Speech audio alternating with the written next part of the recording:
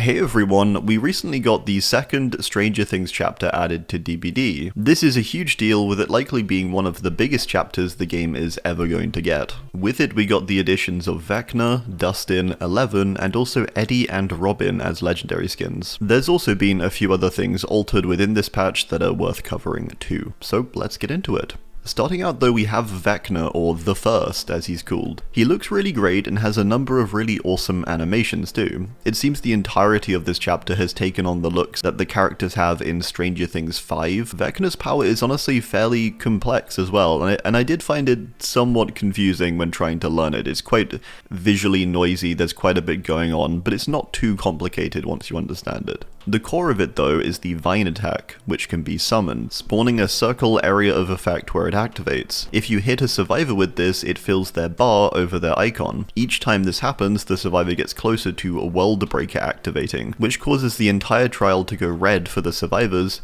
and a clock will appear too, which is the remaining duration of World Breaker mode. Whilst in this mode, survivors now get damaged by your Vine attack, making it a really powerful ranged attack, and also incredibly hard to dodge, especially if you sort of lead your shots. He also gets a traversal ability, where he can sink into the floor, or the upside down, and move a lot faster, coming back out with a large AoE attack that can also apply World Breaker progress or damage. Survivors can also find clocks that can speed up the timer and get them out of World Breaker faster. It's a little confusing as a power. I think whenever you have all these names like World Breaker and that kind of stuff, it gets a little bit confusing, but a lot of it is just visual flair, and I think the actual power, if you really focus on it, is decently simple and understandable. In terms of power level, I'd have to say that it's pretty decent. It feels very strong once you've inflicted the survivors with World Breaker, but it does admittedly feel pretty weak equally when they aren't. I think it balances out fine. At the moment, I see him being sort of a B tier killer, very sort of mid tier. He doesn't seem overly strong from what I can tell, but of course this is super early days. His real strength, and the thing that makes him really stand out, I think, is the way he can get some crazy hits when World Breaker is activated. His ranged attack has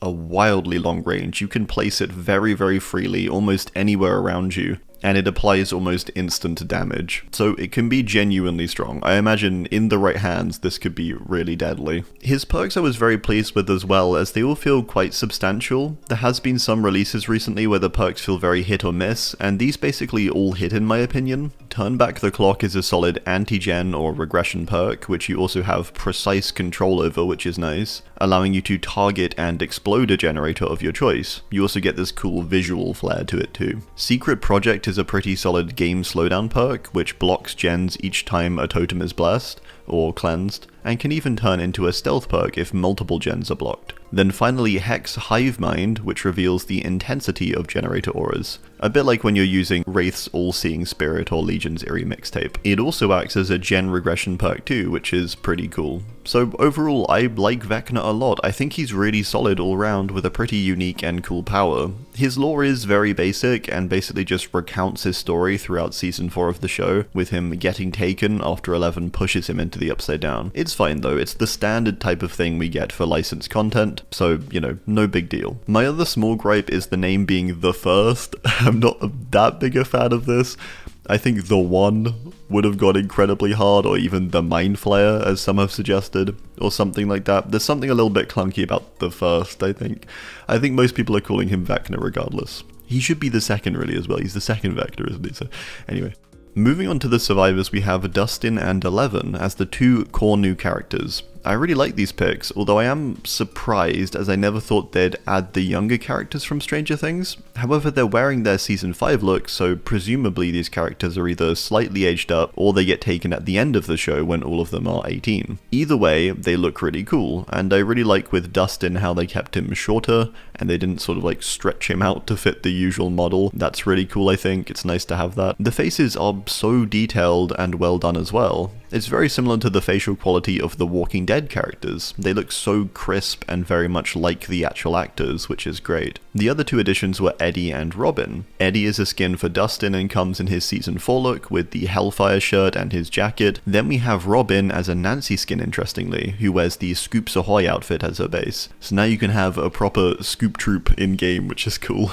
Again, the facial quality and overall quality, in fact, of these models is really good. I'm very impressed by these. They look really sharp and nice to look at. There's lots of cool little animations too that they do. Like there's one really sad one where Elle raises her hand trying to use her powers and nothing happens. The other character who got a change was Nancy. She got a facial rework with her face getting almost completely altered. I'm not sure how I feel about this one. I do think she needed an alteration, but I'm not quite sure if she looks quite right. Whilst I think parts of it look great, I think Nancy's face does need to be sharper, as a lot of the tone is gone, which I think is what defines her facial structure quite a bit. It does overall look nice though still. The hair I think has improved greatly too, and the overall visual quality is much higher than it was before, which is nice. In terms of perks, we've got a decent range as well. Dustin has Bada Bada Boom, a perk which basically lets you gain a trap that you can place onto windows, causing killers to vault them slower when you apply the trap, which is pretty damn good and very cool. Change of Plan lets you transform a toolbox into a medkit and also recharge its charges, so this is also really good, maybe a little broken, as you could bring in a pretty great toolbox, use it, and then transform it into a medkit for the rest of the trial. That's pretty crazy. Finally, Teamwork Full Circuit. It's nice to see more and more teamwork perks get added, by the way, as I was a little worried we'd seen the last of them after the release of Tools of Torment. This widens the size of the skill check zone for you and those around you, and also increases your repair speed by a base 5%, which is honestly really good. It's a nice just solid buff that helps pretty directly. So all of Dustin's are actually pretty busted, all have a purpose. They really cooked with these, I think. 11 I'd say has some really good stuff too. Seriously, all around here it's genuinely very strong and could really shake up some of the meta, I think. Extrasensory Perception is one of the better ones, with it basically being a far better still sight, allowing you to crouch briefly and gain a ton of information within a 44-meter range. You can see the killer, your teammates,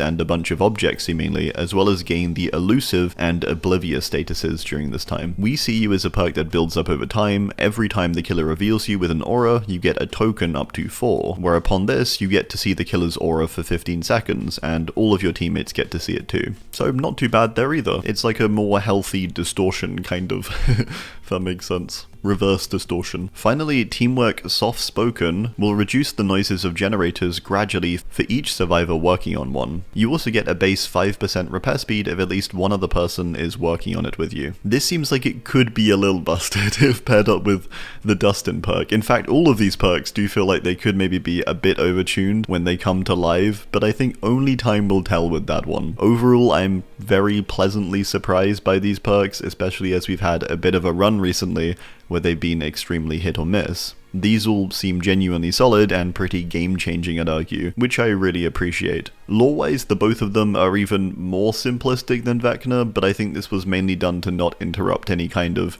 show canon or affect the ending of the show to any degree. So again, I think it's fine, it's not a big deal. This is sort of the norm with licensed chapters, I'd say, so yeah, not a big deal. Moving on from the Stranger Things content, we also did get some quality of life changes, or change, I suppose, which is to the visual heartbeat. It's basically just an updated visual, but it looks pretty cool. So yeah, that's nice. Then we have 2v8 changes as well. This is interesting, as it seems like there's going to be a PTB for 2v8. So 2v8 on a PTB, which I'm a little worried about, as the queue times are probably going to be astronomically high, but it seems to be to test out the new abilities the killers are going to have in the next iteration of the mode. The big addition is Chucky coming to 2v8, seemingly with a slightly buffed dash overall. There's also some other interesting changes being made to the killers in 2v8. Nemesis is getting 4 zombies, which is really cool, but something that originally was said to not be technically possible, so I am curious how this is possible now, especially in 2v8 where there's like double the amount of people. Maybe it's the Unreal Engine 5 update, I'm not too sure. That would make sense, I guess. I do hope this gets implemented also as an eerie add-on potentially if the test for this works and goes well. There's then also been an update to the killer classes. Brute gets slightly more speed when kicking, Fearmonger gets a slightly more potent version of its effect by the looks of it, then Enforcer has, I believe, a new marking mechanic where the survivor marked gets revealed in intervals so you can keep track of them, which seems like a genuinely solid change. Survivors will also be getting a substantial change with a new Torchbearer class, allowing a survivor to start with a flashlight, further with the ability to progressively charge a flashbang, as well as having some additional abilities. This sounds really nice to be honest, and is exactly the kind of thing I was hoping for when it came to 2v8 classes. So many of them currently feel just samey and inconsequential. This one sounds really dynamic and fun, and I like the idea of tying roles to a set item you get to bring in as well, almost like the survivor gets a mini power. Scout has become more of a stealth-based class, with you having a faster walk speed and no grunts of pain or screams. That's really cool.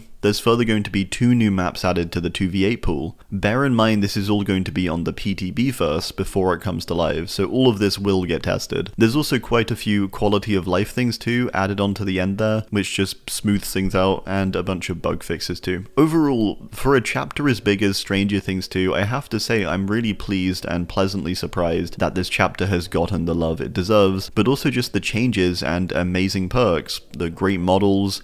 It's solid all round, and I didn't really see any bugs either, which is nice too. The power feels pretty fresh, and Vecna as a whole is really well done. So whilst there are some minor gripes here and there, this is a real smash hit I think, with potentially some slightly worrying perks sprinkled in there, but we'll have to see. Alright, well, thanks for watching, let me know your thoughts as always down below, and goodbye.